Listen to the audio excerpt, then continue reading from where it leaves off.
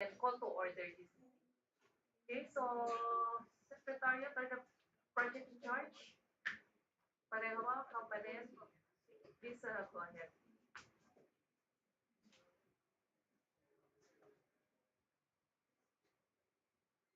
Madam Chair, we have a quorum na po. We can start na po our private conference po.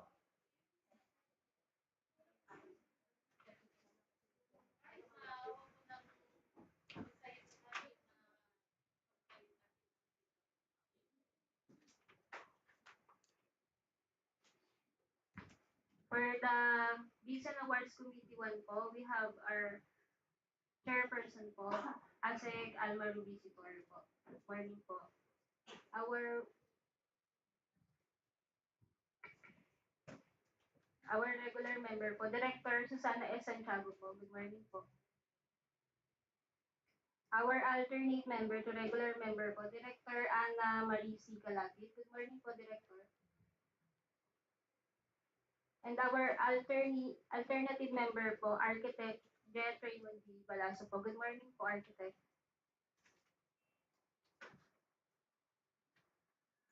And for the observers po, we invited through letters the COA, NAFREL, ANSEAP, GWatch, Philippine Chamber of Commerce and Industry po, through letters dated March 1, 2024.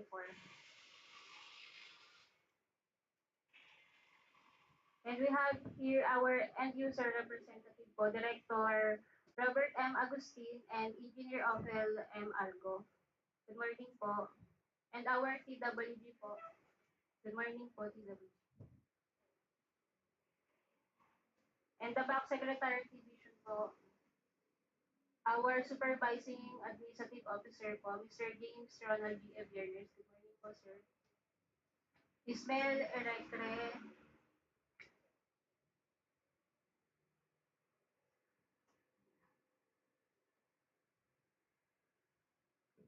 Private conference purposes to clarify and address leaders' questions on the different aspects of the procurement. Sige, thank you very much. So with the presence of our Vice Chair, Attorney Direk Aris Gavilan, and our regular bank member, Direk Susana Santiago, and our alternate regular member, Director Ana Marie C. Calapit, as well as the presence of our alternate provisional member, Architect Chet Raymond Balaso. Your presiding chair certifies that we have established the quorum and is ready to transact business.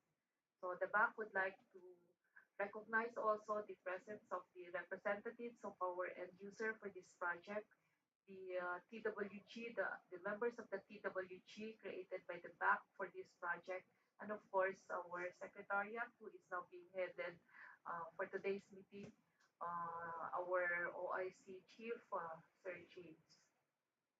Thank you to, and as mentioned by our project in charge, um, observers were invited to attend this pre-bid conference. Can you please recognize again the presence of the presence of our observers? Meron ba? Wala. But please indicate in the minutes of the meeting that we had invited observers to be part of this pre-bid conference. Did they acknowledge the invite that we had sent? Yes po, Madam Chair. So please indicate that also in the minutes of the meeting. Earlier we had an earlier pre-bid conference for another procurement project.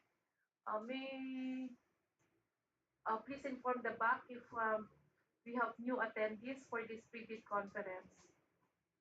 Sige po, pre-bid conference for this project. Yung mga hindi pa po na-recognize, please go ahead, sir. Sige lang po. Please approach any of the available microphone po. Good morning.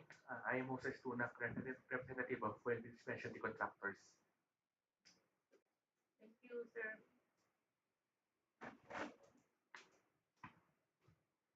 morning. Ronaldo Estrada from Almacal Builders po. Thank you, sir. Also, good morning from Omnicom Builders, Luana Francisco. Thank you po, ma'am. Morning. I am Alberto Season, ASS Construction. Thank you po, sir. Okay. So, ready, Secretariat?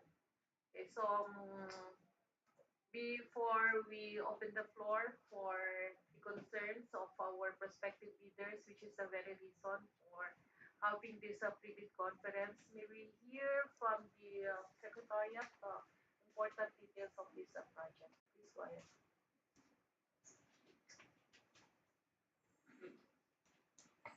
Thank you, Madam Chair.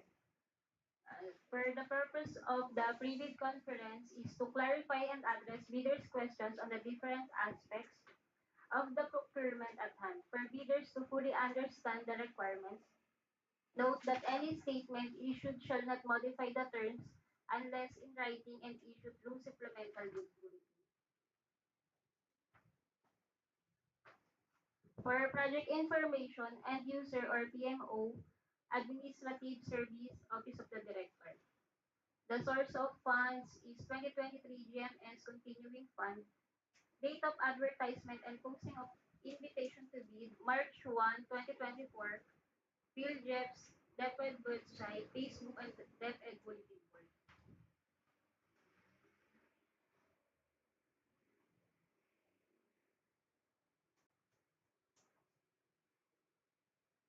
The approved budget of the contract ABC is 163 million. Building name, Rizal Alonzo, lot number 1. The ABC is 79,008,253 and 58 centavos. For lot number 2, Bonifacio Building, the ABC is 83,991,746.42. The start of issuance of bidding documents is March 1, 2024. The bidding documents may be downloaded at the following websites. And the cost of bidding documents is 50,000 pesos po. Number of prospective bidders that purchased the bidding documents as of March 8, 2024, 11 a.m. none. The private conference is open to all interested parties who have or have not bought the bidding documents. The selling points of the bidding documents. Invitation to bid and instruction to bidders. The bidder must have an experience of having completed a single largest completed contract SLCC that is similar to this project, equivalent to at least 50% of the ABC adjusted. If necessary, pay the bidder to current prices using the PSA CPI except under conditions provided for in section 23.4.2.4 of the 2016 revised RRR of RA number 9184. The contract similar to the project shall be retrofitting works. ITB Clause 9, request for clarification must be in writing and submitted at least 10 calendar days before the deadline set for the submission and receipt of bids. The procuring entity's address is ASEC Alma Ruby Tutorial, Bids and Awards Committee, Back 1. Consistent with Section 22.5.3 of the revised RRR of RA 9184, posting on the Bldgs and the procuring entity's website of any supplemental or bid bulletin shall be considered sufficient notice to all bidders or parties concerned. For the drawings, I hope the bidders already read po the TOR because it is uploaded on the Bldgs website po. Pagpaanan na rin yung Yes. TOR kasi wala pa namang bumili ng dito. Although uploaded na siya. Kahit mabilis lang. Here are the plans and designs po of Rizal and Alonzo Building existing ground floor plan. The second floor plan po. Ground floor demolition plan. second floor demolition plan, the proposed ground floor plan, proposed second floor plan, the Rizal right wing ground floor blow up plan, the Rizal left wing second floor blow up plan.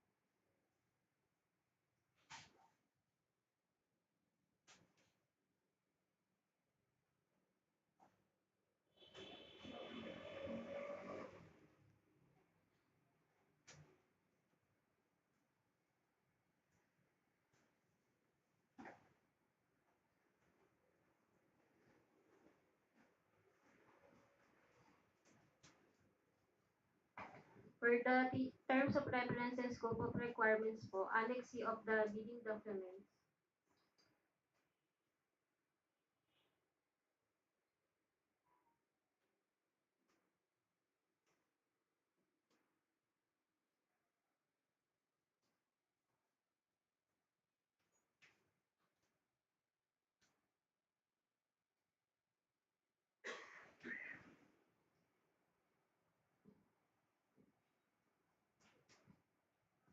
It consists po the rationale of the project, the objective, scope of works,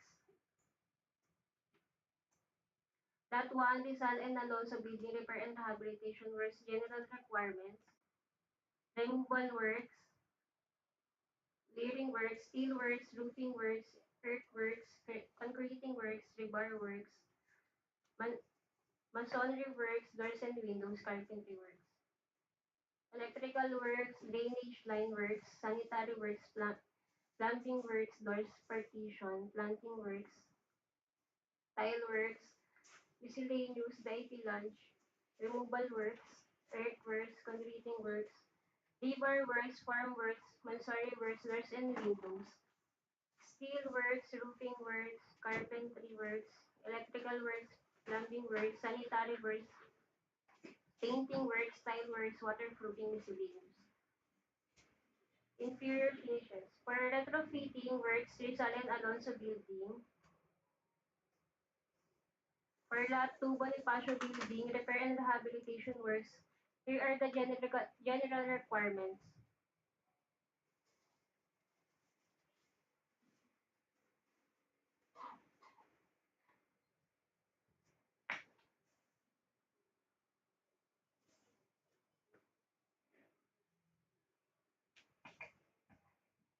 Madam Chair, with your permission, we would like to acknowledge the presence of our COA representative, Mr. Leo Bautista. Yes, thank you, Sir James. So we recognize the presence of one observer representing COA, Sir Leo. Thank you, sir.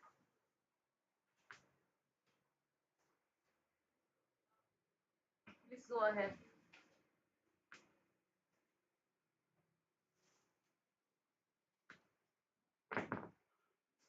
2.0 Implementation Arrangement, Contact Persons, Roles and Responsibilities,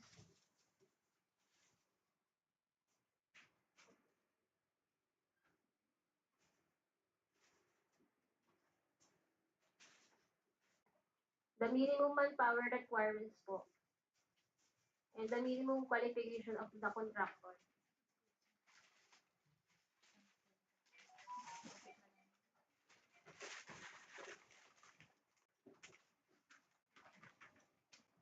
The facilities and equipment, minimum requirement for tools and equipment. For Lot 1, Rizal and Alonzo Building. And for Lot 2, Bonifacio Building.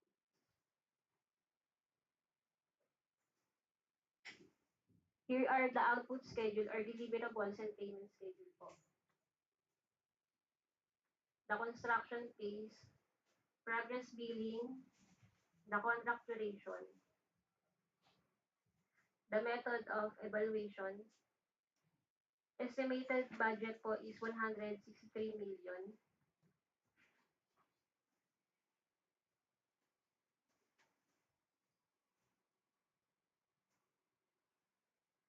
Output schedule or deliverables and payment schedule. The following deliverables documents shall be completed and delivered to DepEd.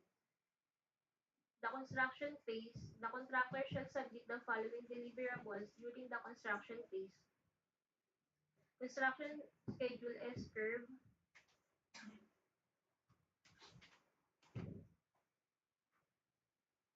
and for CPM in A3 size paper and e-files before start of the construction and in case of revision.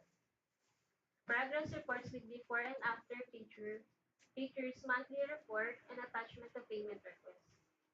Statement of work accomplishment in the same format as the submitted BOQ and POW stating the cost and percentage of work every progress meeting.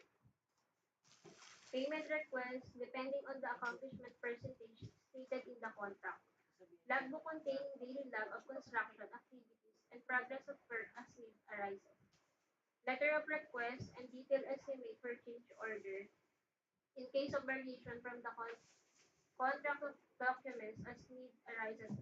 Other documents may be required by the DepEd. The progress billing is minimum of 20% work of accomplishment. 10% of retention money shall be deducted for every progress payment. The contract duration, all works and deliverables shall be completed within a period of calendar days from the date of issuance of the notice to proceed, NT. For lot number 1, Rizal and Alonzo, 120 for each Rizal and Alonzo building. For lot number 2, 360 calendar days. For the technical specification for architectural and finishing works,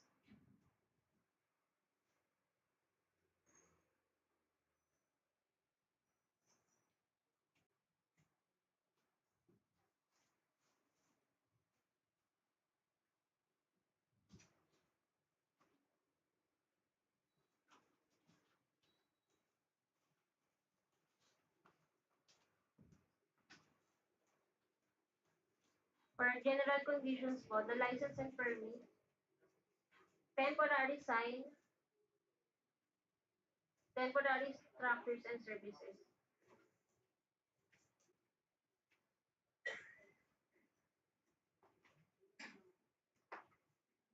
Protection of property and persons. Inspection and test.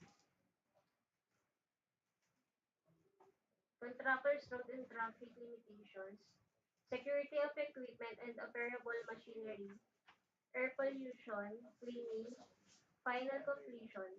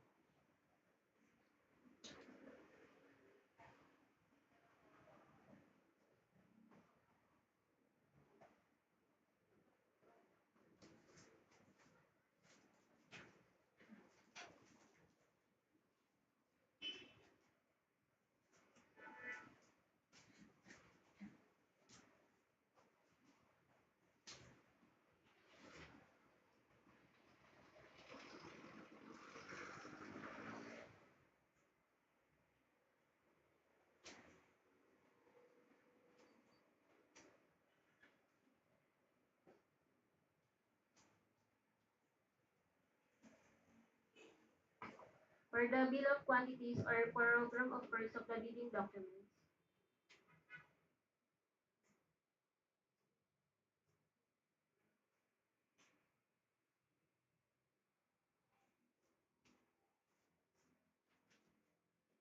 This is the program of first or bill of quantities of Bonifacio Building, lot number 2.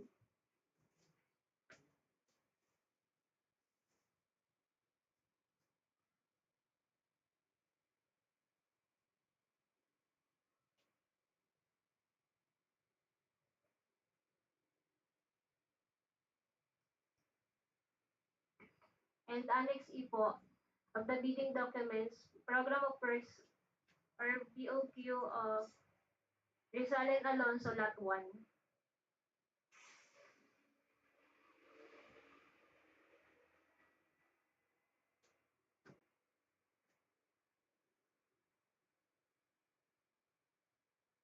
No contact rule section 32.1 of the IRR of RA 9184.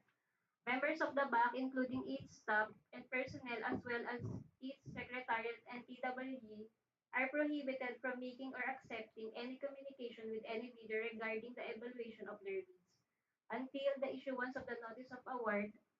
However, the bank, through its secretariat, may ask in writing the bidder for a clarification of its bid. All responses to requests for clarification shall be in writing. The deadline for submission and opening of bids is March 21, 2024, 1 p.m. at the Bulwagan ng Karunungan Rizal Building, DepEd Complex, Meralco Avenue, Pasig City. Late bids shall not be accepted. For the deadline for letters of clarification is March 11, 2024, 5 p.m. Email to depedcentral.backsecretariat@deped.gov.ph. Note, please use your official business email in sending your queries on or clarifications.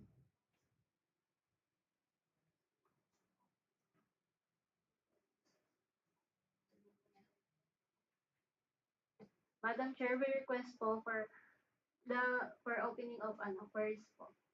Okay, thank you very much, Secretariat. So we now open the floor for your queries. Yes, Secretariat, can you please facilitate the open forum? Kayo na lang mag-recognize. Thank you.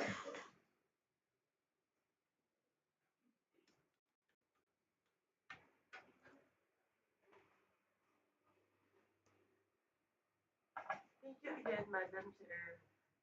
May concern po, clarification. Your funding is until December 31, 2024. This was indicated in two sections. Section 2, no? Sa instruction to bidders. Pero yung completion niyo po sa lot 2 is 360 calendar days. So, March. So, tatawid. So, mahina po maganda nandito si Sir Kowa. Paano po yun? Paano po kami kukolekta kung sakali? Thank you, Ma'am. Sige, we recognize first the end user and then si Sir Paul will get guidance also from our observer, Sir Leo. Yes, Sir Direct, Ma'am. Thank you, Madam Chair. Yung fund source po nitong project na ito ay 2023. Now, yung SARO na authorizing undertaking of this project as well as yung funding, therefore, nakalagay po na kailangan the validity, yes, is up to 2024, but the project should have been obligated by then, December 2024. So obligated po ang nakalagay. Yes. Kailangan po by December 31, obligated na po, meaning may contract na, and therefore the implementation of that can run beyond December 31. That's my answer to your question. Thank you, Direct Bob. I hope the end user was able to give clarification in the concern, unless you would like also to see, because you acknowledge our observer from OWA. Okay na po. Or decided po, you can, should you wish po, or in writing na lang po yung ano po. Sige po. Thank you. Thank you po. Direct Ana, our alternate regular member. Good morning po, Madam Chair. Direct Bob po is correct in saying that if it is obligated in this year before December 31, we can still pay our contractors. Thank you. Thank you, Direct Ana. Thank you, of course, for that assurance. Direct Ana is our director in charge for finance. Other concerns? Yes, sir. Good morning, ma'am. Engineer Manuel from Multi-B Construction Corp. Tanong ko lang, ma'am, yung regarding sa ITB Clause 10.4 regarding sa minimum requirements ng key professionals. Indicated kasi dito, ma'am, yung training ng different hours ask ko lang if what kind of training pertaining sa key personnel. So, for example, sa project manager, what kind of training po yung required dun sa key personnel? Project management training ba or retrofitting training? So, ano po yung mga trainings na needed dun sa key personnel na indicated yung sa requirements? Thank you. Secretariat, paki-flash mo na yon for the information of all the attendees. TWG, are you ready with your answer? This was discussed during our pre-proc conference. Yes po, Madam Chair. No? Tama po yung observation ni Sir. No? Ang nakalagay naman po doon is Engineer, pakita na lang natin sige po. Yeah. sa lahat. Much better po. Yes.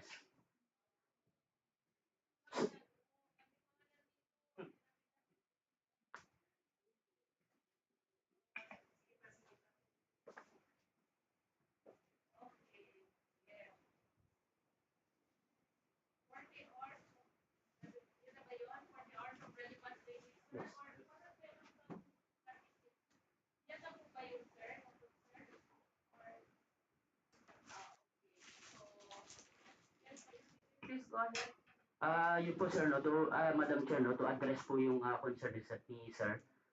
With regards po dun sa training, sir, nakalagay naman po dyan relevant training. So, yun po sa mga nabanggit nyo sir, kung may training siya with regards to retrofitting or any kind of training po with regards to construction is ina-allow naman. Acceptable po yun. Yun po, Madam Chair. As long as relevant po dun sa project natin, i-accept po natin, Madam Chair. Again, we have to go back to the title of the project, and then by the title of the project, you can decide for, or you can determine yung relevant training po. Follow up? Thank you. Actually, related po to my previous concern on section 2, page 12. Pwede po ba mag-request i-flash? Sige. Section 2, page 12. Page 12. Coming from a previous experience po kasi ma'am, with accounting natin, they have to be by the book, meaning to say, pag nasusulat, yun yung susundin nila. So, kami as a supplier contractor in the past, doon kami laging nagkaka-challenge. If I may just make that known to the back and to the end users na palagi. Ayan, section. Funding pa rin, ma'am. Yes, funding and disbursement. Bumalik po ko sa... hindi na po. Nasagot na po. Nasagot na po. Ayun. Ayun po, if we may go to 2.2, the source of funding is Gagaan 2024 under the 2023 continuing funds, which is Nacarodo, pursuant to, to blah, blah, blah. Until, po, yung may disbursement. Kasi knowing accounting po natin is pag nakasulat na pati disbursement, ibig sabihin, December 31, bayad na siya. Pero yung 360 calendar days na completion mo, ma'am, on the lot 2, which is March 2025, paano? So may gap. So I hope you noticed the discrepancy po. Disbursement po kasi yung nakalagay, Sir Bob, hindi obligation lang. So, I understand this is templated with the GPPB, pero yun lang, coming from experience lamang po, dahil si accounting talagang sobrang by the book. Thank you.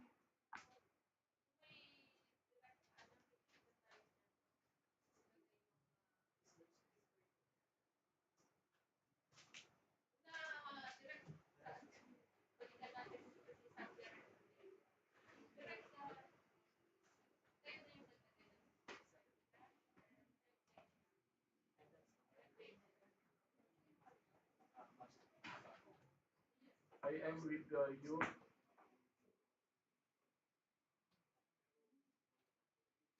O kasi very explicit ang pagkaka-escape. should be obligated by December 31. So another thing po, yung sinasabing hanggang disbursement, I think we can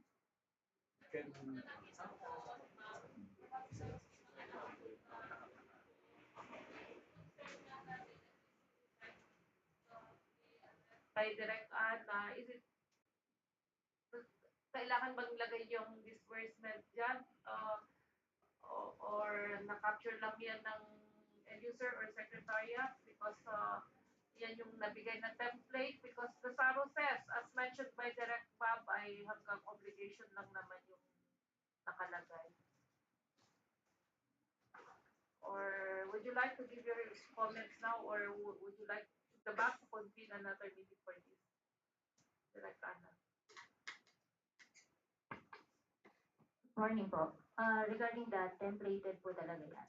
Sadya pong ganyan yan. But if we have a contract issued before December 31, 2024, and it is obligated, then we are bound, if the project is completed, we are bound to pay our suppliers.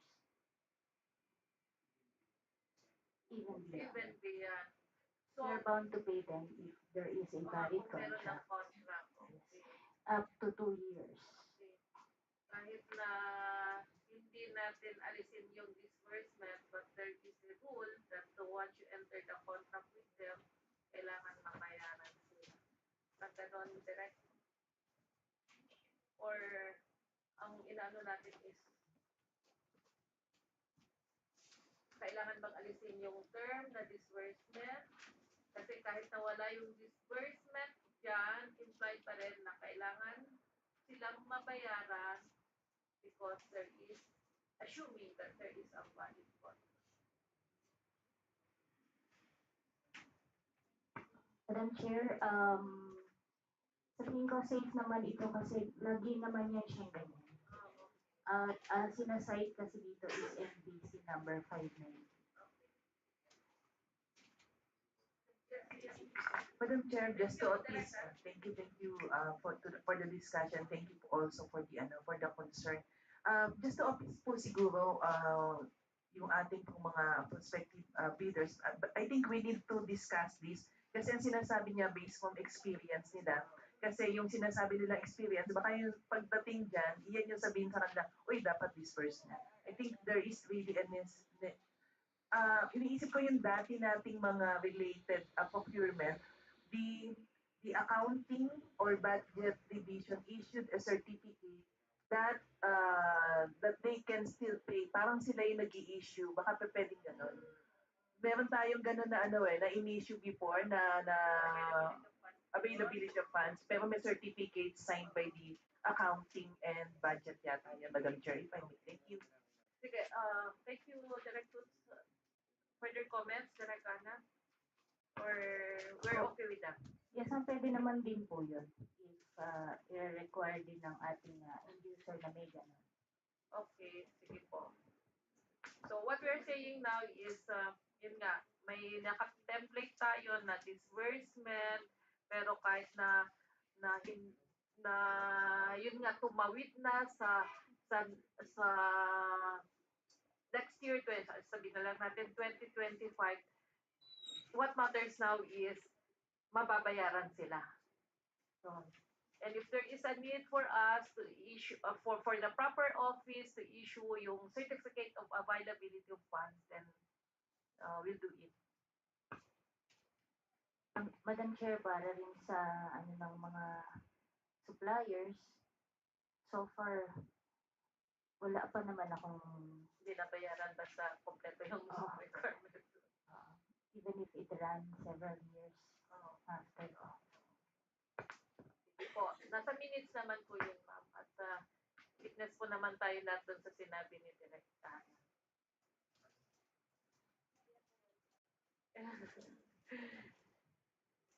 Okay, thank you. Other concerns? Yes, sir.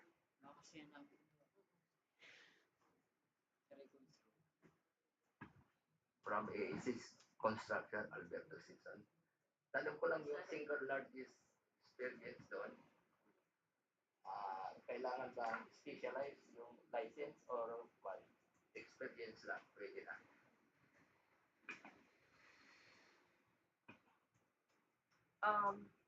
Secretariat, slide tayo dyan para we are on the same page dun sa concern ni Sir.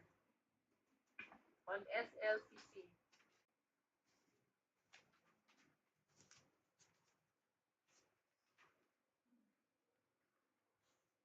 Madam Chair, if I may po. Wait. Dinirating na lang muna natin. Okay, so yung concern dito ay yung Sir Albert, ano po? Okay, at yung concern mo dyan ay kung ito ay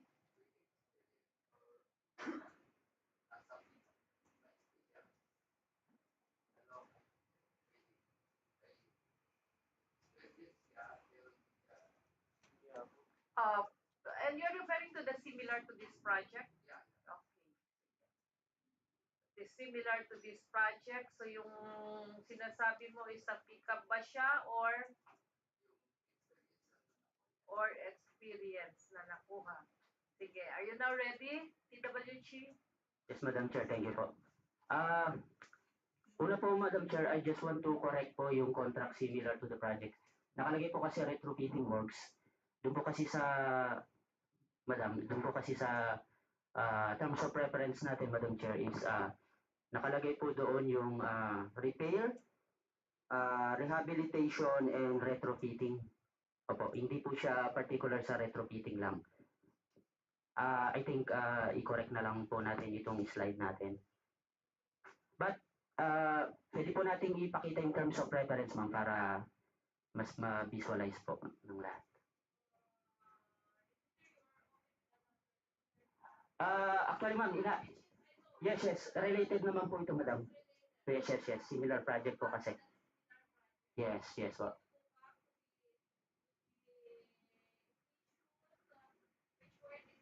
Yes.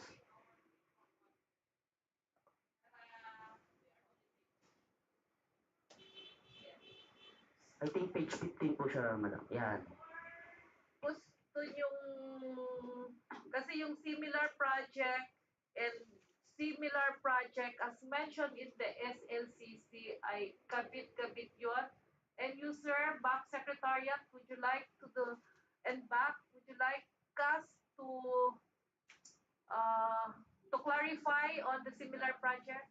Kasi sabi ng TWG natin is requesting for the revision of what had been presented in the Bldgs as similar project. Madam Chair, doon lang po sa may PowerPoint, I think hindi lang po siguro na kompleto. Pero sa terms of reference natin, which part of the Bldgs na post is tama naman po. Doon lang po sa slide nila I have to ask the end user and I have to ask the back secretariat.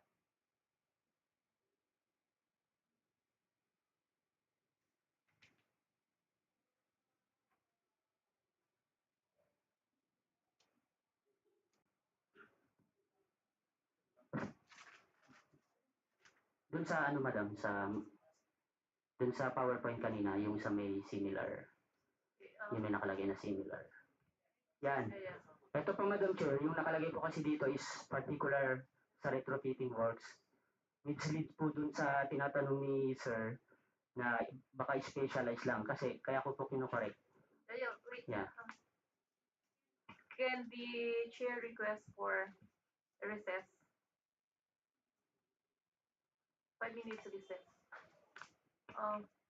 And you, sir, secretariat, TWG, please approach the back.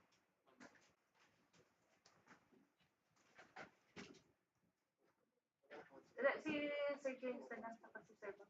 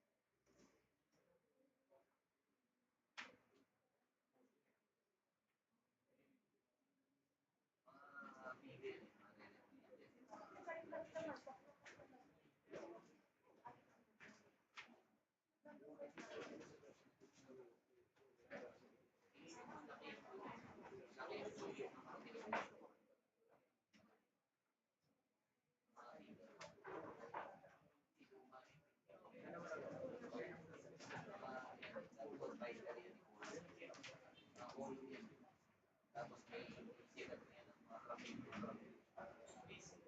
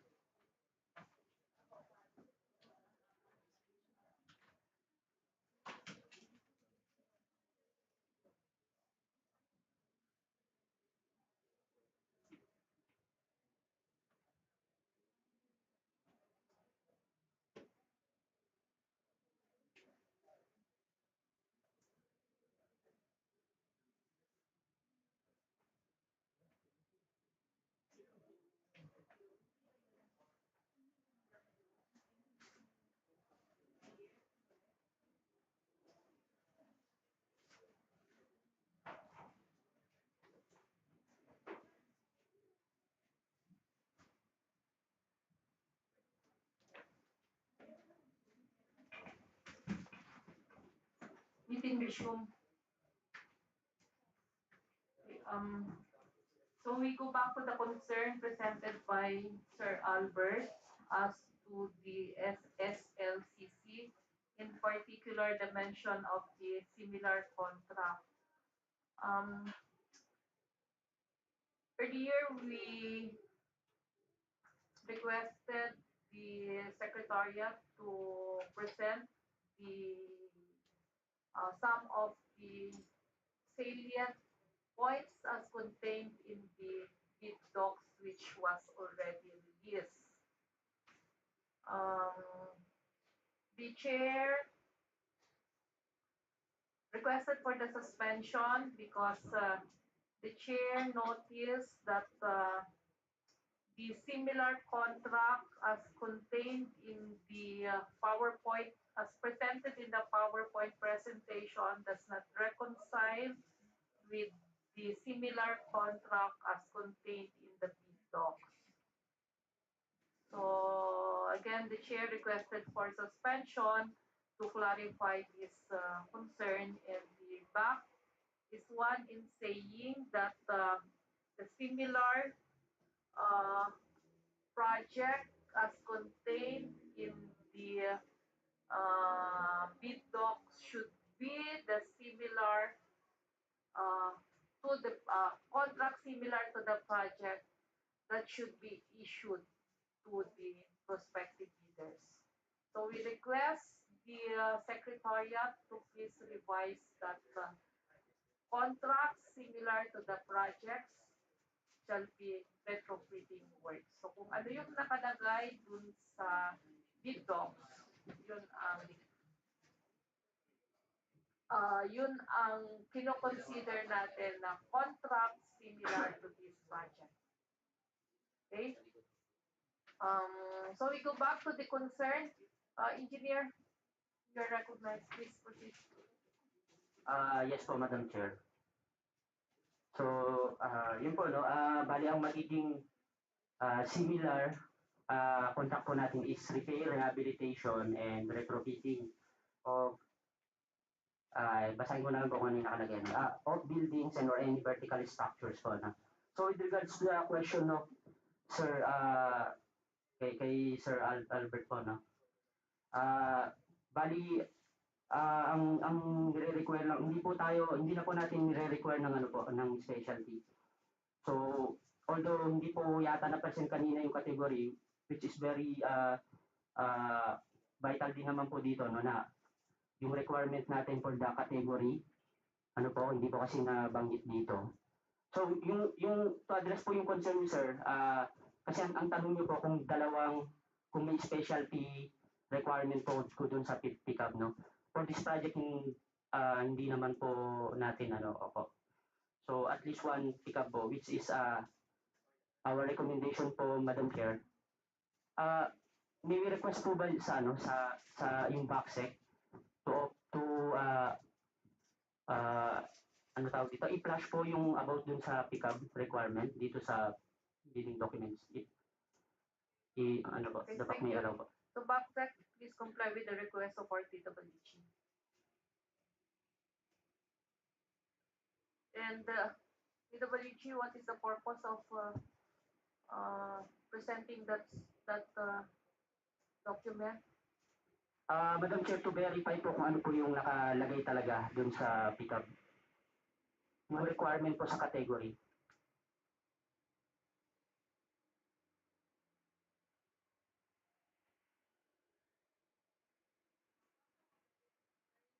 Hindi namin nakikita dito.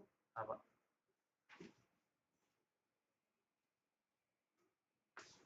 So, yun po, Madam Chair, as we've seen po dito sa screen, hindi po explicitly nakalagay yung category, so that siguro one of kailangan nating ma-address po. Okay po, dito po sa May 10.3, valid pickup license is required, and in case of joint ventures, valid special pickup license and registration for the type and cost of the contract for this project. Any additional type of contract or license or permit shall be indicated in the bid data sheet.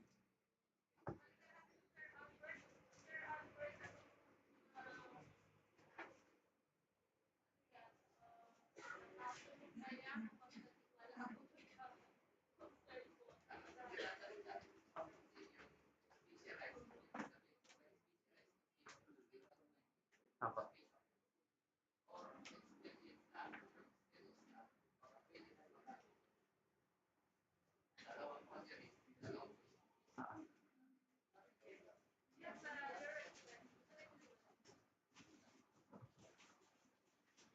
po, Madam Chair, since hindi po naka-indicate dito kung anong category, which magiging part po eventually ng bid bulletin if the back, allow it.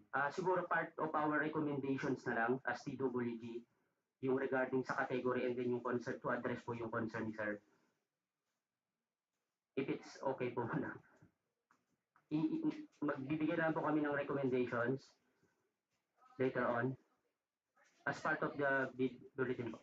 Part muna natin, Yes. no? Yes po, yes po. But the same concern. So let's listen to the other prospective bidders.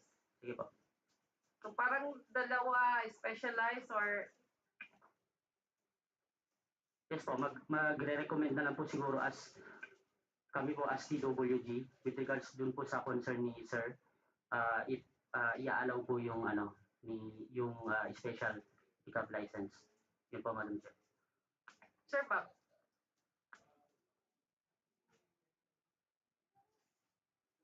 So we would better understand po yung concern ni Sir Albert. Ang tanong po ninyo, Sir Albert, ay yung special pickup license, is it enough at kailangan pa ng all the experience? Ano? Both.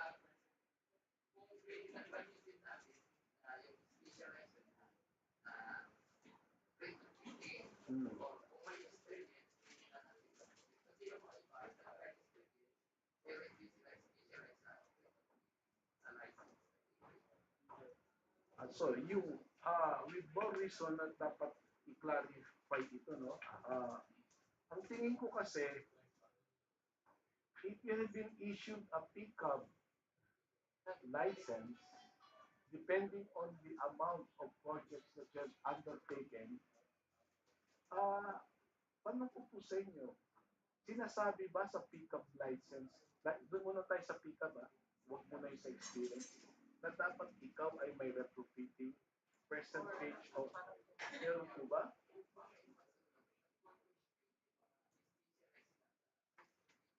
Hindi po, sa rules ng nag-issue ng pickup.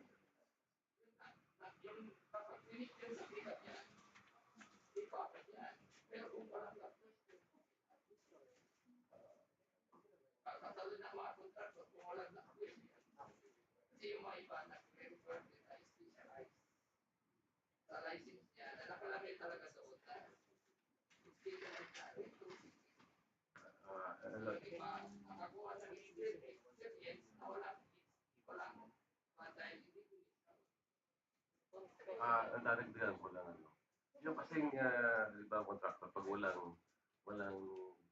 siyang ganung klaseng na retrofitting, kukuha siya ng joint venture niya. So ang ibig sabihin ni Sir Albert, para pwede na sigurong gamitin ng isang pickup license niya na yung kanyang mga tao ay experience lang. So yun ang ibig sabihin niya, hindi na kailangan niya magpa-joint venture pa para doon sa specialized ng retrofitting. Kasi ang retrofitting naman, experience lang talaga yan. Hindi naman talaga yan na yung pang in-specialize para maging marunong ka. Anybody, engineer na nagkaroon ng experience sa building, natututunan niya how to retrofit. So, no need to specialize yung mga ganun. So, tama yung kay Sir Albert na if you have the experience, at sabi ni Sir Robert, na pag ang category mo mataas, kaya ka kinakategorize kasi ikaw ay nandoon, magaling ka. Alam mo yung ganung oo. So yan siguro ma'am, tama lang din na experience, yun naman din talaga kailangan natin yung experience. Okay.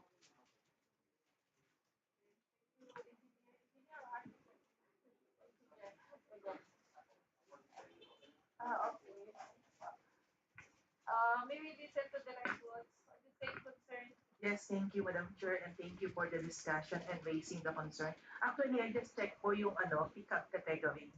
So, kanina narinig ko lang na baka kailangan pa ng specialization ng pickup, but other siguro I can also request everyone na mga prospective bidders natin to correct me if I'm wrong kasi base dito wala namang specialization na ini-issue for the licensing of the retrofitting. Tama ba ako? Magdi-disagree ba dun sa statement na yon? Meron po. So merong retrofitting? Po, meron po talaga sa pick-up license, electrical ka, building works ka, Pero painting wala works po yung ka. specific na retrofitting. Mag-reference ka po sa pick-up. Yung pick-up license po ng ibang contractor, meron pong SP. So ganito po, ang tanong ko na lang po, mag-request ka pa lang. Pero wala siya doon sa main category. So that is, ang tanong ko po dito sa mga prospective bidders natin, meron po ba isa sa inyo na merong license, a specialty license for retrofitting? Meron po ba? Ilan po tayo dito eh? I think you are, ano kayo eh, parang 15, yung bilang ko po kanina sa inyo nagpakilala. So meron po ba? Hearing none, so parang hindi naman po siya talaga requirement to submit. And I will submit also to the PWG if you will require it.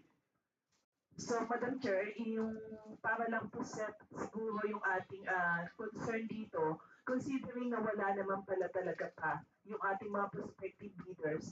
So, I submit to the PWG ko ano yung kanilang recommendation on how to ano na lang, siguro to make plan siya yung concern na to. Is it okay, as mentioned ni Sir kanina dito, na baka pwedeng experience na lang yung ano, yung i-consider. But that will be subjected to the post-qualification. Remember sa kanina natin na yung contracts na allowed for this particular procurement, repair, rehab, and retrofitting. So pag pumasok dito, papasok yung experience nyo kung meron kayong contract na may retrofitting works. Tama ba ako? Pasok na siya. Yun lang po, Madam Chair. Thank you. Mama, dadagdag ko po. Kasi ang term po ng retrofitting ay kaiba sa repair. Ang retrofitting po, yung pinapalakas natin ng building. So it is the work of an engineer. Nakukuha siya ng isang skill para ma-retrofit yung building. Yun ho ang work ang retrofitting. Ang ibang repair naman po, may sira-sira na ganyan, yun lang ho ang inaayos yung repair. Yes, ma'am. Okay. Yes, please.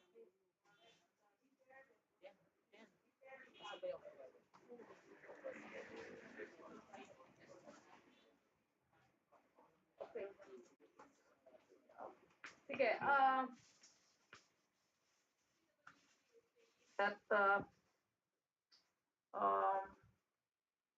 review will be made. Alin ba dyan sa nasulat dyan ang i-review? Kasi tignan natin, then babalikan kita. A valid pickup license is required. And in case of joint ventures, a valid special pickup license and registration for the type and cost of the contract for this project. So yung 10.3, i-review nyo pa ba yan? Magre-recommend pa ba kayo based on our discussion? Meron po ba kayong na-object yan, Sir Albert, sa 10.3? I don't know, yan kasi yung flash nyo ngayon. Yung category, ma'am, yung sinasabi ko po na i-recommend ng PWG, that will be part of the bid bulletin. Which part nakalagay. Na nakalagay dyan? Halimbawa po, yung valid pickup license, kumbaga, generic po kasi siya, hindi po nakalagay yung category, which is very vital po doon sa part ng mga prospective bidders natin kasi baka mamaya mag-require, kumbaga nagre-require tayo ng ganitong category.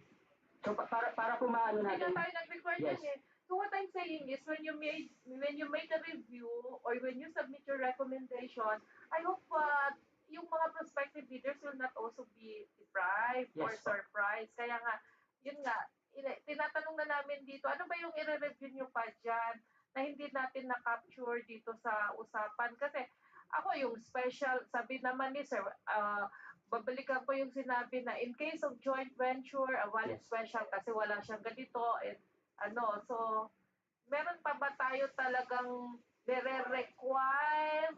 Sinabi natin ba na merong special license dito na parang mahirapan naman yung mga prospective bidders natin. And as I am saying, which part of the document that we had issued, nandun yon para at least na-present na natin at hindi tayo magkagulatan pag nag-issue tayo ng supplemental bid bulletin. Sir, Engineer si Direk Bakuna ha. Ma'am, yung pong ano dito, yung 10.3 kasi as worded, yung special pickup license, just one point, is when you enter into a JV. Is this restrictive? If you enter into a JV to undertake this project, then you are required to submit a special pickup license. So, ang gusto ko po sanang matanong, ma'am, to get the sense of the people around here, restrictive ba yun as far as you are concerned? If you enter into a JV,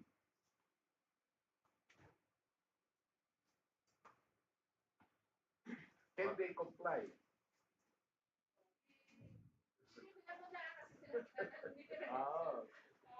Meron bang hindi makaka-comply?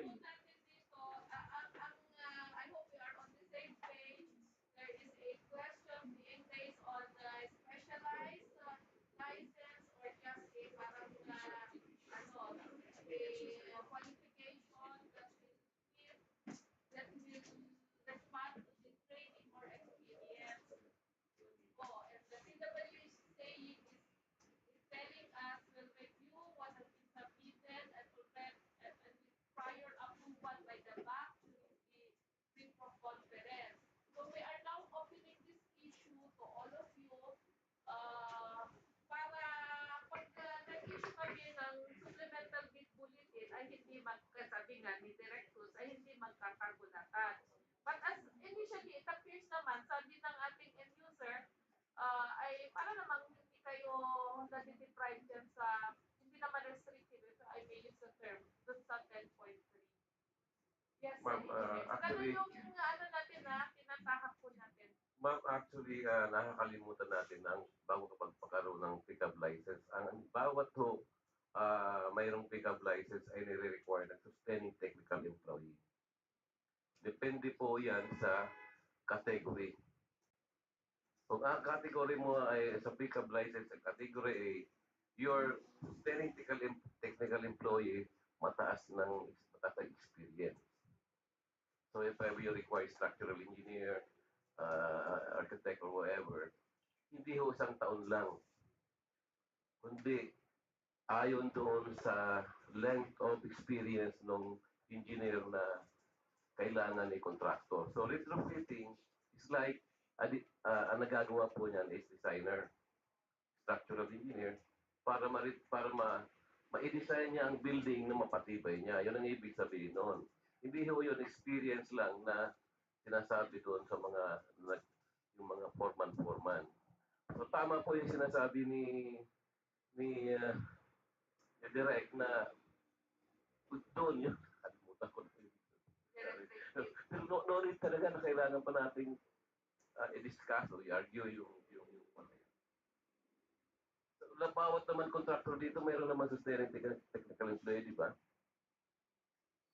So, kaya di sila kumikibuman. Required yun. So, sa mga ads nga, kailangan ko mga 30 years experience na sustaining technical employee kasi kailangan niya ng contractor. So, depende sa category di ba, ma'am, sir?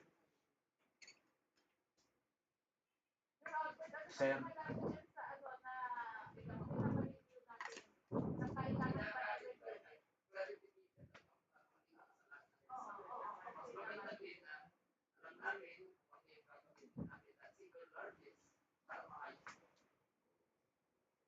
Sir, may dagdag lang ko po dun sa pickup license. Kaya po kinaklarify po namin yung pickup license. Kasi ang project po natin, 163 million. Pangalawa po dun sa single largest, yung lot po, per lot po ang lumalabas. Saan ba kukunin yung pickup license ng contractor? Doon po sa lot or doon sa total contract? Kasi may certain amount lang po ang contractor na allow doon sa APC na pinapublish ng agency. Kaya po tatanong namin kung ano po bang category dapat. Category A, category B, double A, triple A. Thank you po.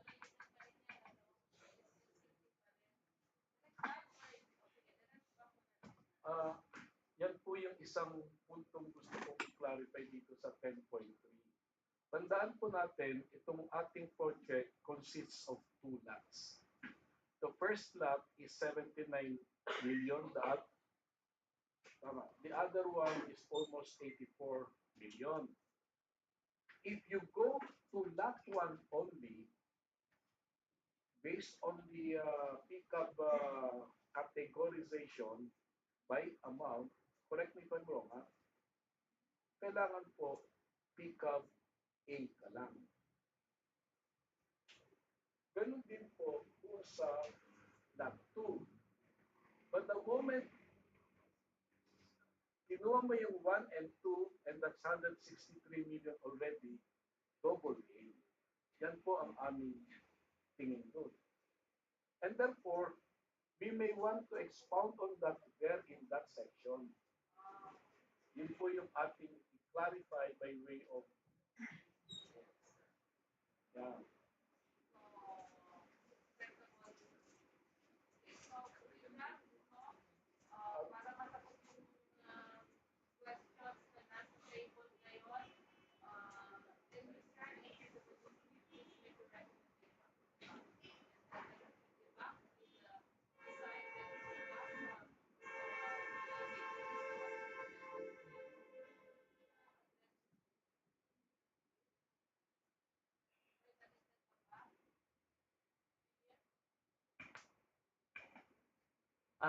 Actually, wala po. Yun po yung binabanggit ko actually ma'am kanina, yung about sa categorization na i-recommend namin. Yun po. Okay, for our two gentlemen who raised those concerns, narinig nyo naman yung previous discussions coming from the end user and TWG plus the interjection of the back. So, end user and the TWG, please sit down and make and revisit 10.3 and make your recommendation to the back so that we can address yung mga lumalabas na issue na ganito.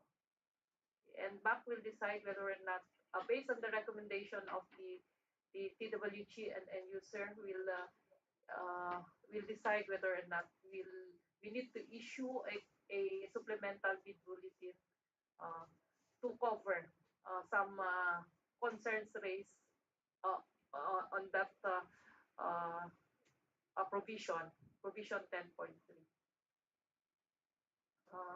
Secretariat, please take note of what has been decided. As for 10.3, kasi wala pang decision. Okay, I saw another one raising his hand from that side po. This side pala. Sir, the same concern pa rin? O, sige. Admit pa rin namin. Good afternoon po. Yeah, yes. But may earlier ruling na po tayo, ha? Yes, ma'am. Clarification lang po in connection to the question of the good gentleman po na yung pinakahuli po. Yung project is 2 lots po. Am I correct to think na pwede hong mag-bid separately for the 2 lots or you have to bid both? Yun lang po ang question. For your benefit, sir, and for the benefit of everyone, again, we would like to request the end user to please share what has been discussed related to that concern. So the concern is we have 2 lots, no? Mandatory ba na yung bidder ay sumali sa 2 lots na yon? Or pwede namang isa lang lot ang sasalihan niya, or lot 1, or lot 2 lang, or yeah. Yes, sir. Either of both, and I just would like the back secretariat to make sure that that is worded that way.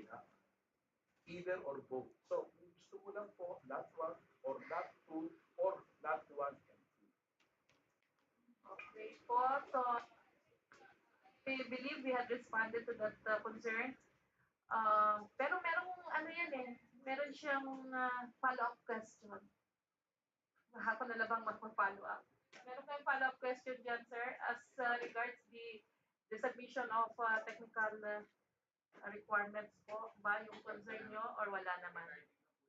Regarding lang po sa sagot. So that we have to buy two separate bid documents for the two lots. Only one lang po ba? And you just choose which lot you want to join.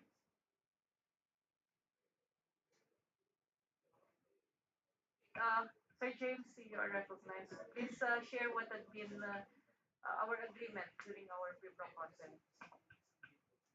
Yes, Madam Chair. There is only one set of bidding documents, Madam Chair.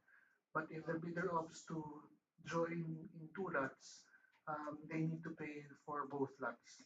Each of the lots has a corresponding price.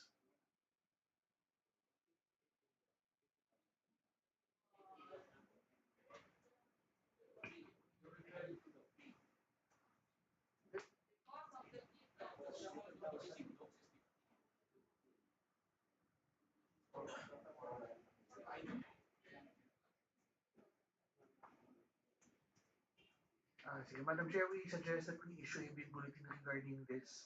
So the total amount of 50,000 pesos is equivalent to both lots na po.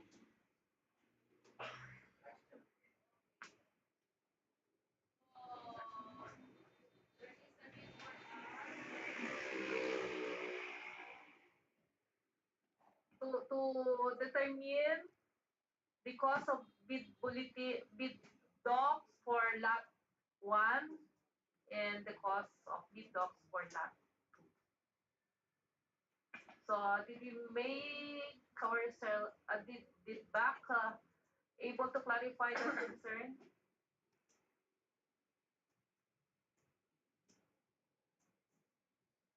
So we'll issue a bid bulletin for this. To correct the notion that yung 50,000 will cover only one lot. It appears that the 50,000, Sir James, cover already the two lots. For the two lots, so unfair naman kung isang lot lang yung ano.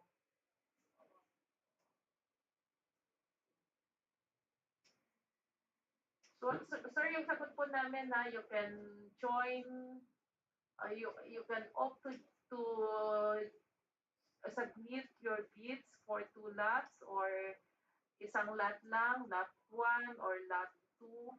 And then as to the cost, and this will be clarified. Will be clarified again in the supplemental bid bulletin which will be issued, including the cost of bid docs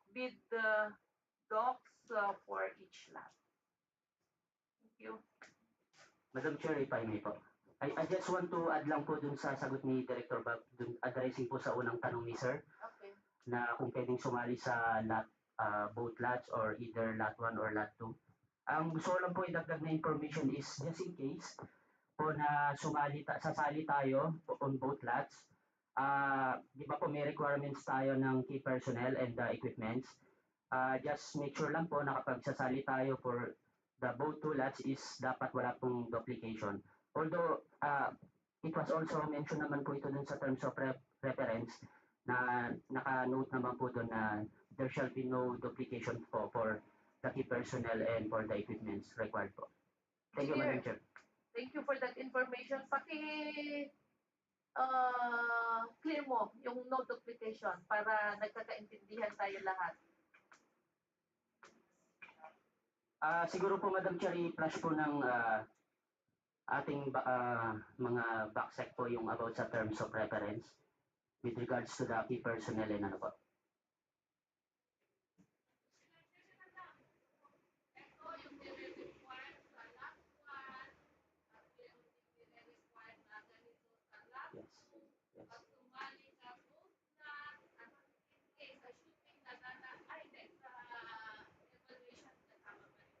Yes.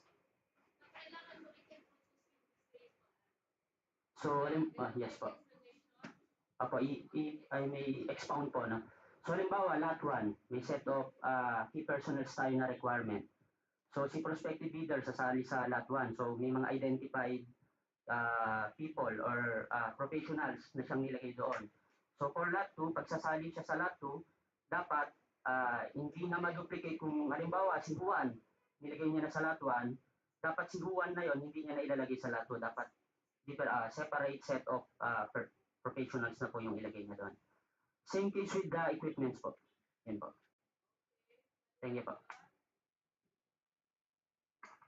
Lumalabas yan, sir, yung technical documents namin, dalawa. Kasi tulad ang sasalian namin. Kasi sabi mo, kay personnel and equipment lang. So, paano yung pickup license namin? Doon lang sa one lot, consider sa 2 lots na? Or one lot, 1 documents per lot? Tama po itong sasagot po, ano? Kasi ang treatment po natin per lot kasi separate contract naman po ito, Madam Chair. Yan po.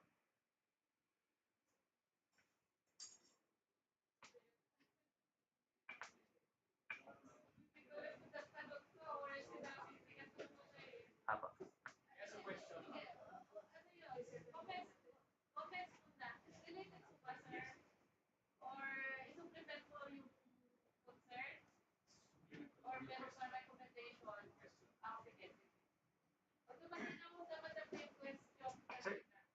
So regarding the key personnel, the implementation of the project, I think, is not at the same time. Simultaneous po kasi tayo, sir. So that you need to technical. Yeah, yung requirement natin sa lot 1. And also the pickup license.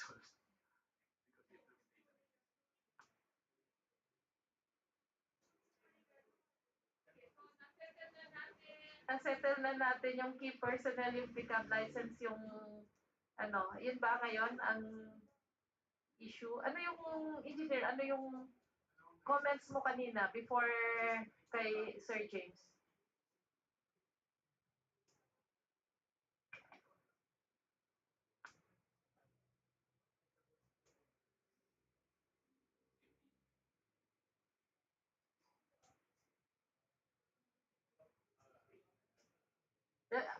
Ano lang Secretariat and DWG, your comments are comments of your TWG and Secretariat, but let this be decided by the DepEd. What I'm saying is kung ano man yung napag-uusapan, let's say nag-raise si engineer, hindi yun kaagad na itatanggap natin na hindi yun ang final na agreement natin. I-decide natin. Sige, si engineer muna. Ako tingin ko magulo yung pagka isang contractor, magkakaiba yung magulo yan, ma'am, kasi baka mamaya mag-away-away pa sila Ganito, ma'am, siguro sa isang contractor, kung ano yung equipment niya, you can use it para doon sa isang project ngayon. Kasi obligasyon ng contractor na magkaroon siya ng tao. Pero kung ang tao niya ay 20, magdadala siya na under 20. Ang gulo, ma'am, sa site niyan, ma'am, So, hayaan na rin si contractor mag-decide dahil meron tayong schedule. As long as the duration, masunod ni contractor at tama yung kanyang flow ng trabaho, acceptable bang yun Pero kung magdadalawa tayong set of equipments, set of manpowers, hindi project management yun. So, yun ang dapat na pwede yun kung talagang kanya-kanya, Bawa, si contractor ay 2 contractor, okay lang yun. Oo. Pero as a contractor, ako, ma'am, magulo. Pagdadalawa kang, yung housing, dahil isang contractor pa lang. So, parang walang CS yun. So, sa isang contractor siguro, ma'am, kung talagang kinuha yung dalawa, siguro, you can utilize both of the workers.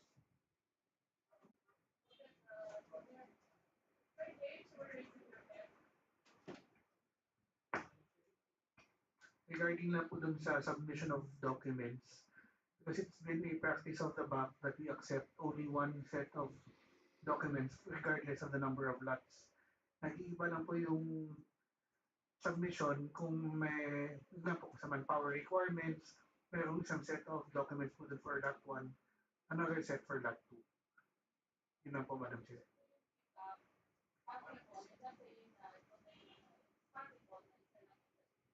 If the pickup license is applicable for both lots, kahit isang submission lang. Pero if we require a different type of registration for each lot, so we also require 2 submissions.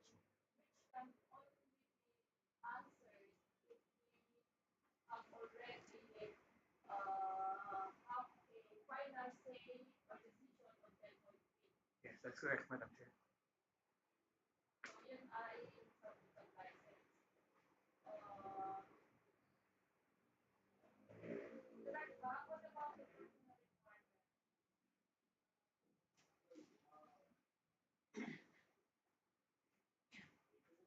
Ang tingin ko, paki-flash nga yun. Ang nakalagay po kasi rito ay for the RRR team consisting of its key personnel eh. Sinabi niya key personnel lang. Na ito yung PM, structural engineer, site engineer or architect, general foreman, and 1 safety officer. In relation doon sa second bullet of the note. So, there shall be no duplication of key personnel lang. So, meaning, 1, 2, 3, 4, 5. So, it is possible naman that you have 5 key personnel for lot 1 and another 5 for lot 2. Okay? But I see your point, engineer. Pagdating po doon sa non-key personnel for lots 1 and 2, ito yung marami. Ito yung marami, which is actually expected. Especially so, dalawang site po yung pinag-uusapan natin in different location. Itong building na ito is 1 and the other 2. Hindi pala dalawang, tatlo pala. Dito, yung Rizal Building and Alonzo Building. Sabay po yan. In 360 days, dapat matapos siya ma-deliver sa amin. So, ma'am, to answer your question, I think I have no problem naman with due respect to you, no, engineer, but that's actually a back decision. If you allow that, just one set of key personnel for both or for each lot. Kasi ang concern ni engineer dito, saan sila i-house? I-house po sila dun sa banda-banda riyan. Malaki-laki namang espasyo yun.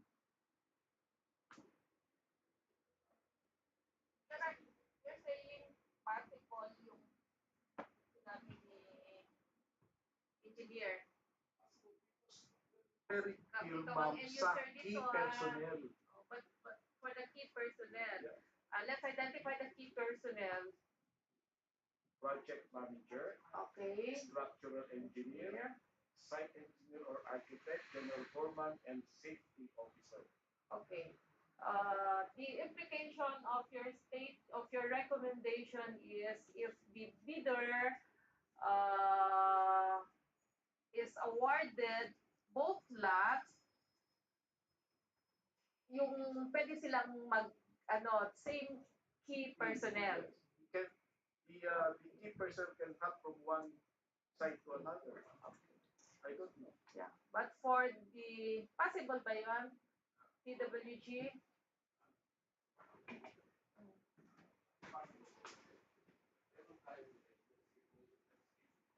Dali, mag-usap kaya muna kayong PWG.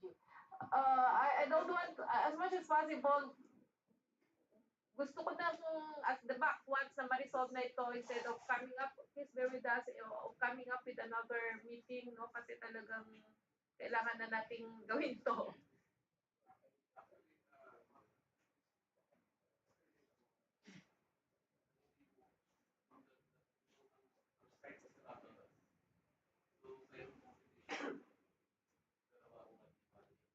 Sige, sandali. Before I declare a recess for the TWG to convene, no, and discuss this. Prospective bidders,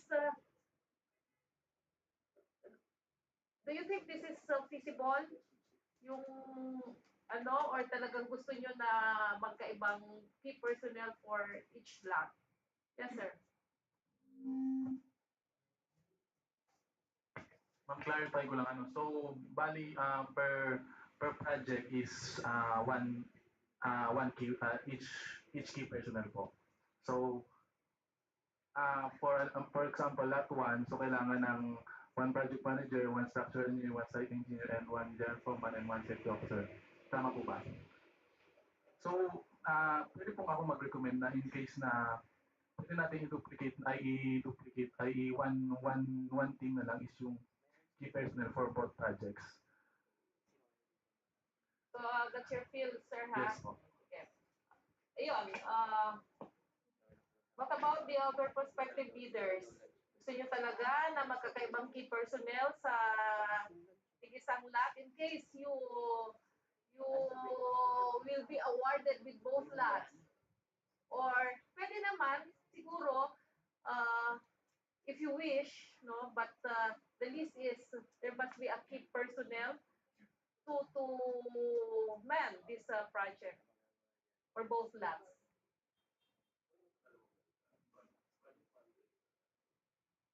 Hindi, baka gusto nila, ano eh. Sige. We are just listening to you, kasi that's the engineer, sandali pakinggan muna natin yung mga prospective bidders and then I will ask, sige, tapusin natin si engineer.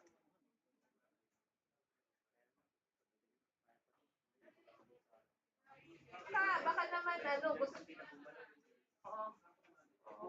yes, engineer, you're saying that it's possible, no? That's why we want the bank to have a common span na rin. Common recommendation to the bank, no? Pero before we ask your common recommendation, let's have a feel. Let's hear our prospective bidders. Sige.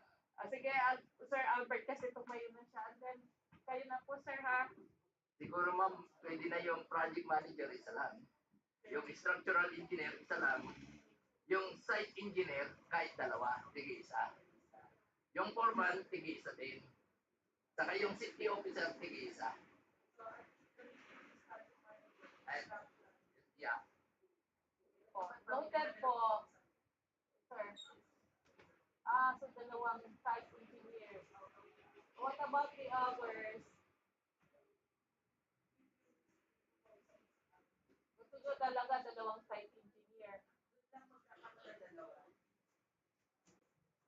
Mag-usap kayo na dalawang engineer kasi magkaiba yung sinasabi nyo. Yeah.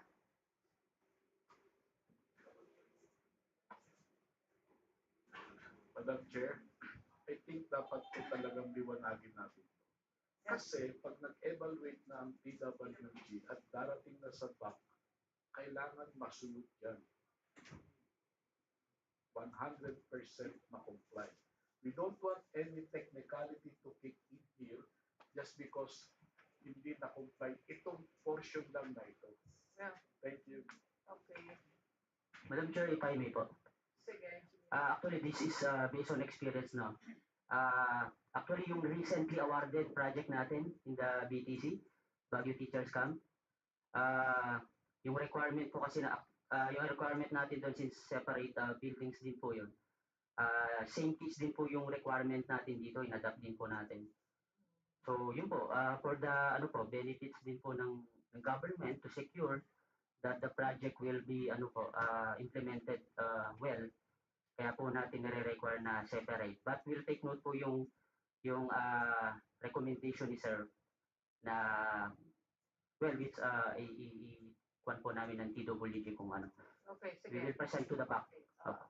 Hindi na tayo mag-recess. We just give them until 8 a.m. until tonight, until tomorrow, until 8 p.m. Kailan ba dapat i-issue yung supplemental bid bulletin?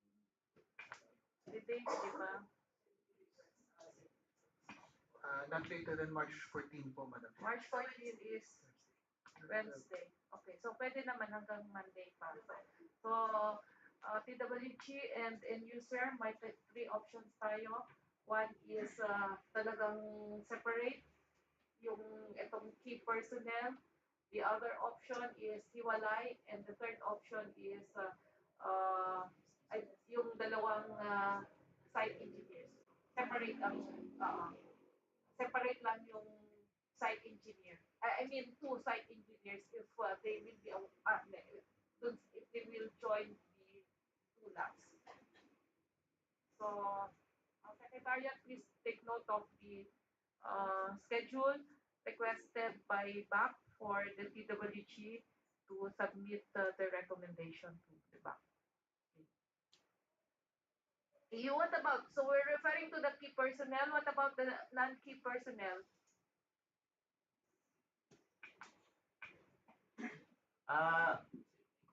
On the side of evaluation naman, Madam Chair, is key personnel lang naman po yung inaano natin. Magre-reflect na lang po yung mga non-key personnel dun sa kanilang organizational chart. Meaning separate pa rin siya? For this purposes po, Madam, hindi po natin in-evaluate yung non-key personnel. Okay. Key personnel lang po. Okay. So, may clarification that our prospective bidders would like to raise as regards yung non-key personnel. Hearing none. So, yung issue na yan, ang i-resolve ay yung sa pick-up license, at saka yung sa key personnel in case they intend to join both labs. Related, sir? Yeah, doon sa pag-submit ng pag lot 1 and lot 2, isa lang na bid form ang gagamitin mo o dalawa? Sure, parang nasapot na natin yung kanina. Kasi lot 1, lot 2. Ibig sabihin, ma'am, pag binili mo yung dalawa, pag nag-bidding ka, isang kwan lang. Isang technical lang. Oo. Yung bid mo, dalawa yung financial mo sa loob.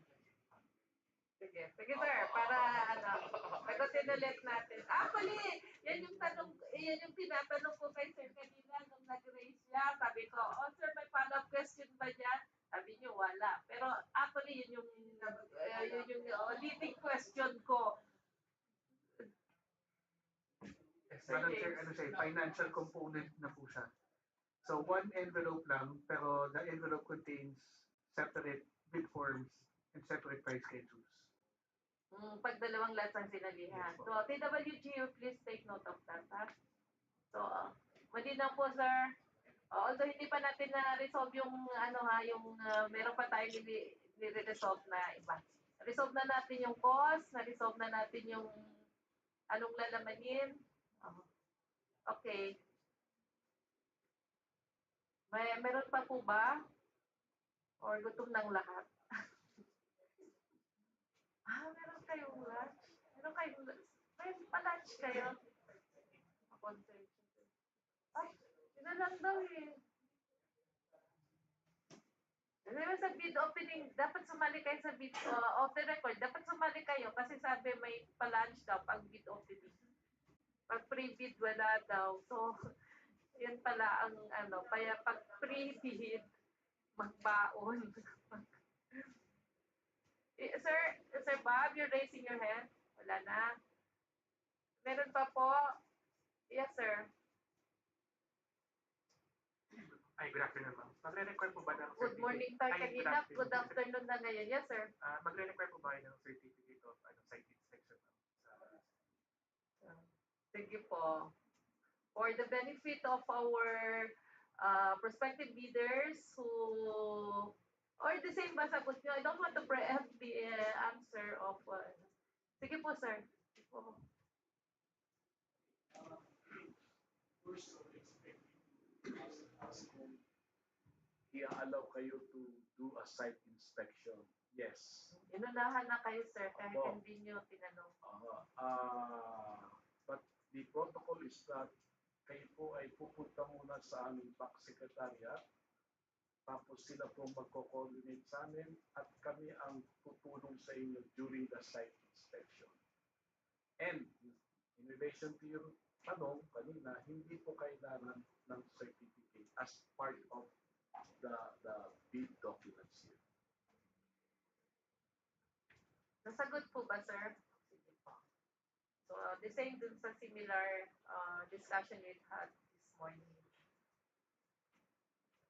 Meron pa po. Yes, sir. Tatanong ko lang po, ma'am, may restriction po ba yung working hours since ito po ay nasa loob po ng DepEd compound, yung project? Sige po, magandang tanong po yan. Although lahat naman maganda yung tanong nyo. Pero, sir, may restriction po ba?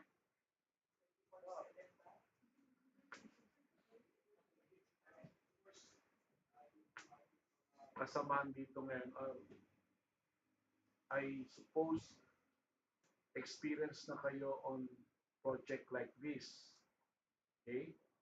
Meron po kayong ginagawa kasing construction schedule eh.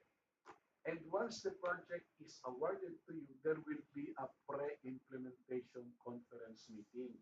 Na dyan po, pag-uusapan natin yung details ng inyong magiging trabaho rito. But of course, yes, meron pong restriction in the sense the normal work hours is 8 to 5. Now, gusto ninyong matapos agad, pwede 6 to 8. 6 in the morning or to 8 na in the evening. Yan po yung gusto namin marinig po na sa inyo kasi dyan po natin titignan yung namang situation namin dito sa loob. So I cannot say na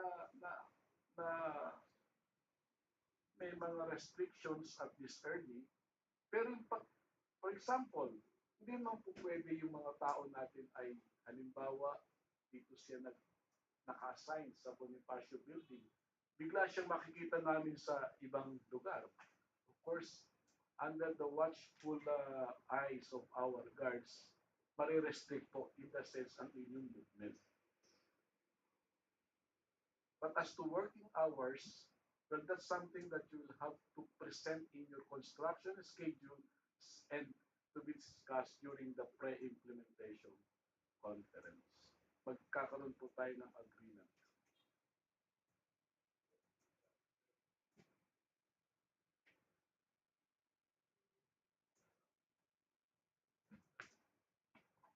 Ma'am. Actually, na-discuss namin ni Sir Bob yung ganong sitwasyon. Mayroon tayong tinatawag na hot and cold work. Yung hot work na yung maingay, yung fabrication should be done outside. Yung lang na mga pag-install na hindi naman siya maingay, yun ang nasa loob. Tanong ko si Ma'am, di ba nakatingin si Ma'am? Yung alam niyo ibig sabihin ng hot work, yung hot work is done, siguro hihingi kayo ng permit na magkakanda kayo ng hot work or cold work para hindi maapektuhan yung regular working hours.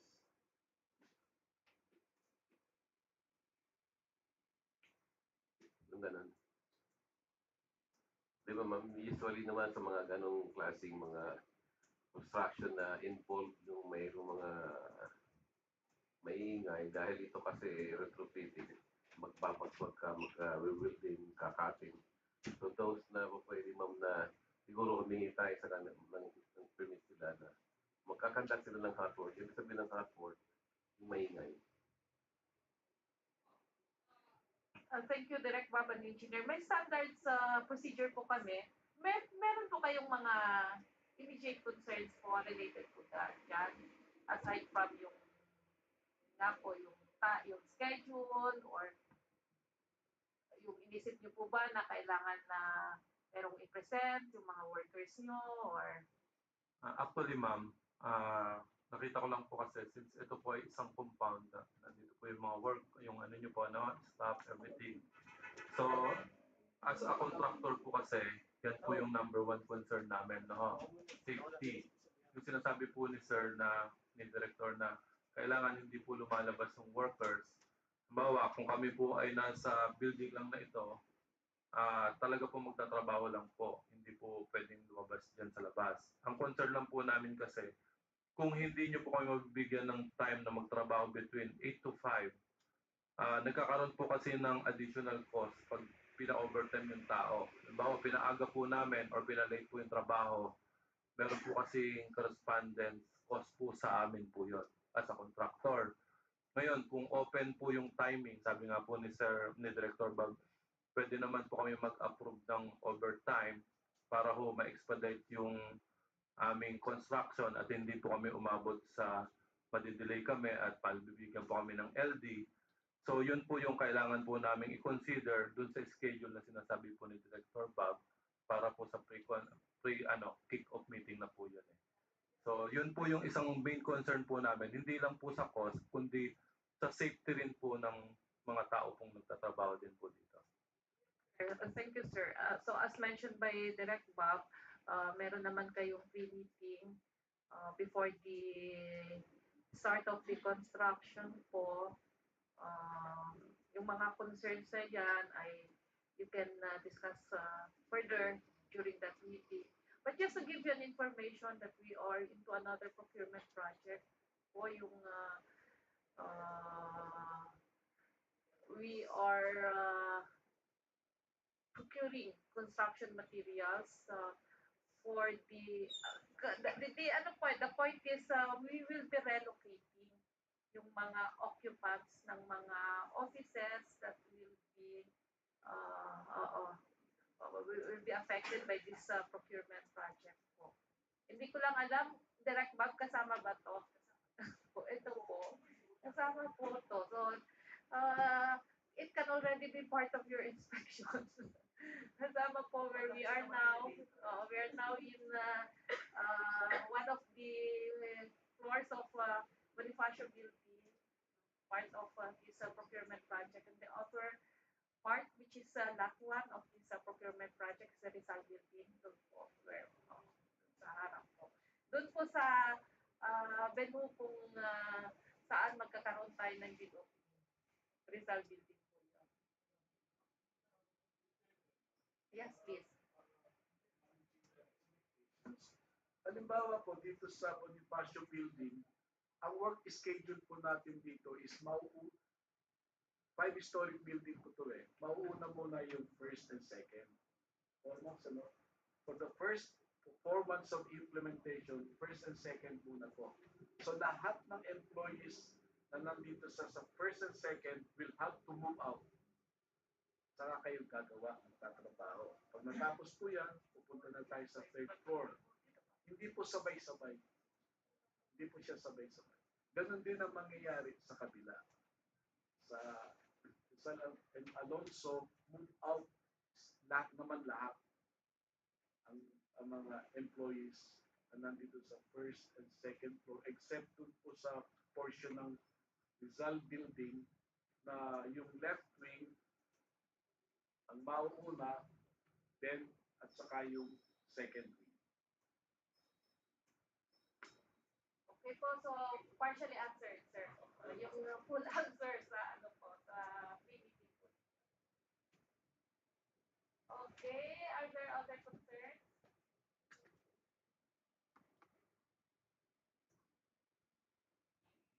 Nana po. Sige, i-reiterate lang namin yung mga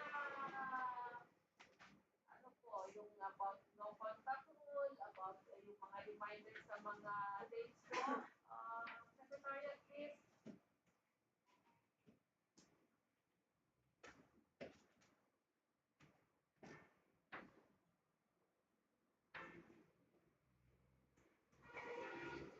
No contact rule, section 32.1 of the IRR of RA 9184. Members of the BAC, including its staff and personnel, as well as its secretariat and TWG, are prohibited from making or accepting any communication with any bidder regarding the evaluation of their bids until the issuance of the notice of award. However, the bank, through its secretariat, may ask in writing the bidder for a clarification of its bid. All responses to requests for clarification shall be in writing. Yung mga napag-usapan po natin dito, wag na po kayong mag-follow up sa kanila. Susunod na sasabihin ng secretariat natin yung message kanina. You are given time. You are still given an opportunity to submit matters that you would like to be clarified. Oh, ayan. And yung issuance ng bid bulletin. Okay, please go ahead. For the deadline for submission and opening of bids, March 21, 2024, 1 p.m. at the Bulwagan ng Karunungan, Rizal Building, DepEd Complex, Meralco Avenue, Pasig. Late bids shall not be accepted. For the deadline for letters of clarification, March 11, 2024, 5 p.m. Email to depedcentral.banksecretariat@deped.gov.ph. Please use your official business email in sending your queries and or clarifications.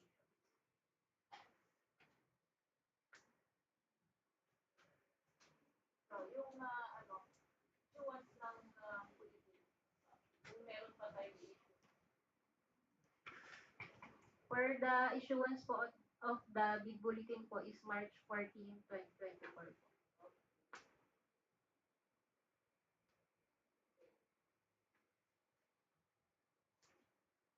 Okay, can we have yung mga major concerns na napag-usapan natin?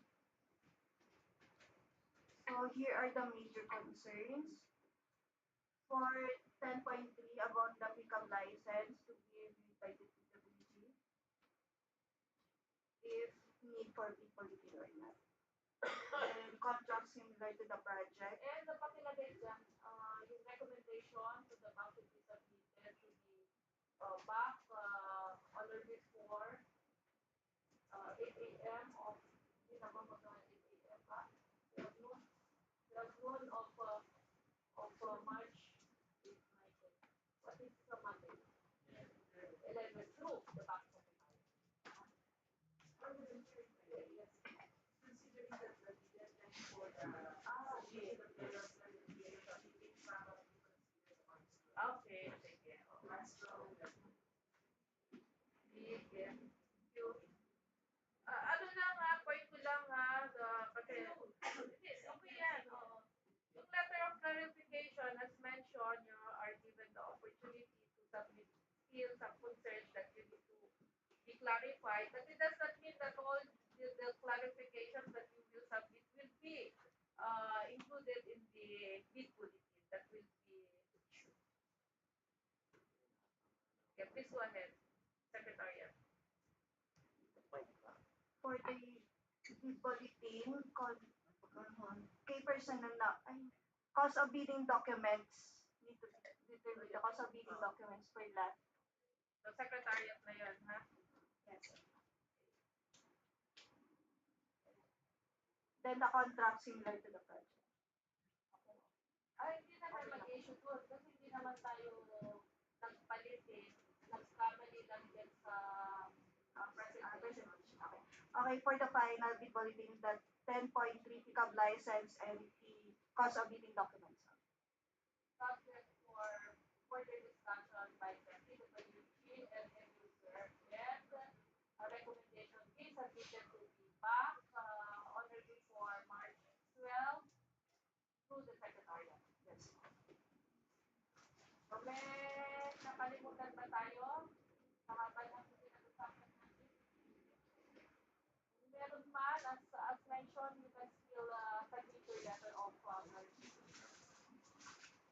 and back also, please, if there are things that we were not able to discuss, some points that we were not able to discuss na very relevant, this project, please submit para malagay natin sa bid bulletin.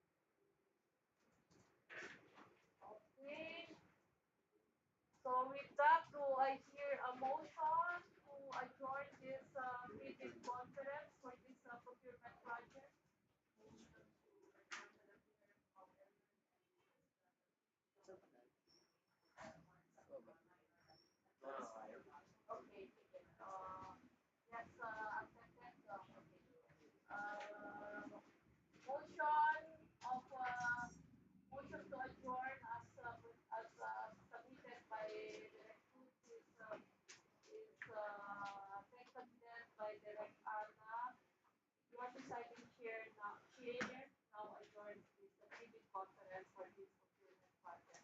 But may we request the